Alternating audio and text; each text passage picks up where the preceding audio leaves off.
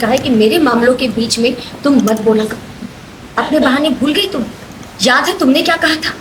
और आज इतनी बड़ी बड़ी बातें कर रही हो तुम। मेरी 3 साल की बेटी, उसकी लाइफ, मेरा घर परिवार संसार सब तुम्हारे कारण बर्बाद हुआ है ना। और तुम कैंप से लौटते वक्त तुम प्रेग्नेंट हुई थी, वो भी किसी और के हस्बैंड के साथ।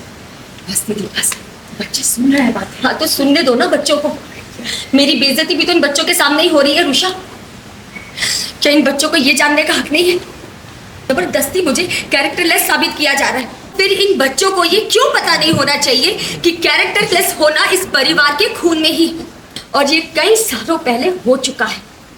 इनफ नेओनिका, तुमने मेरे माँ बाबा की बहुत बेइज्जती कर दी और जबरदस्ती बीती हुई बातें मत उठाओ।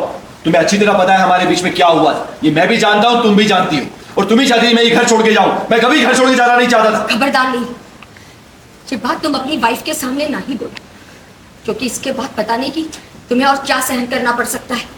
मैं जानती हूँ कि तुम हमें छोड़कर नहीं जाना चाहते थे, नहीं, लेकिन एक औरत होने के नाते मैं दूसरी औरत के साथ ऐसा अन्याय होते हुए नहीं देख सकती थी। इसीलिए मैंने तुम्हें अंगना के पास जाने के लिए मजबूर किया। लेकिन उससे भी बड़ी बात, मैं तुम्हारे जैसे धोखेबाज इंसान के साथ अपनी पूरी जिंदगी नहीं निकाल सकती थी। और आज तुम्हारा भरोसा उस ईशान के ऊपर बढ़ गया है और साथ में उम्मीद भी, राइट? तुम ईशान के साथ तुलना मत करो। चाहे मैं उसकी लाइफ में कुछ हो या ना हो, लेकिन आज उसके मुश्किल समय में जहाँ पर वो अपनी जिंदगी और मौत से लड़ रहा है, मैं उसका साथ दूंगी।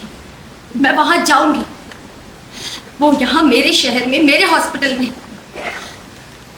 तो ऐसा नहीं होगा कि मैं वहां ना जाऊं। और अगर वो यहाँ पर होता भी नहीं ना, और अगर वो मुंबई में भी होता ना, तो मैं मुंबई के हॉस्पिटल भी जाती। क्यों जाती आप? क्यों जाती आप? साफ साफ बोलो मौत, क्यों जाती आप? क्योंकि मैं उससे प्यार करती हूँ। हाय भगवान, इस सुनने से बेहतर होता कि मैं मर जाती। छोटे माँ, तुमने सच ही जानना चाहती थी, तो यही सच है। ये सच है कि मैं ईशान से प्यार करती हूँ, और तिन्नी नहीं चाहती कि मैं ईशान से कोई भी रिश्ता रखूं, तो मैंने तिन्नी से वादा किया। लेकिन तिन्नी मेरी लाइफ में सबसे पहले आती है, मेरी प्रायोरिटी। मैं तिन्नी से बहुत प्यार करती हूँ, इसलिए मैंने अपना वादा निभाया। पर इसका मतलब ये नहीं कि मेरी जिंदगी का बाकी कोई सच है ही नहीं, या वो सच एकदम छूट बन जाएगा। अगर तिन्नी तुम्हारी लाइफ में प्रायोरिटी होती ना, तुम ऐसी बात बोलने से पहले तुम थोड़ी शर्म करती। तुम्हें इतनी भी शर्म नहीं की मेरे माँ बाबा यहाँ मौजूद है।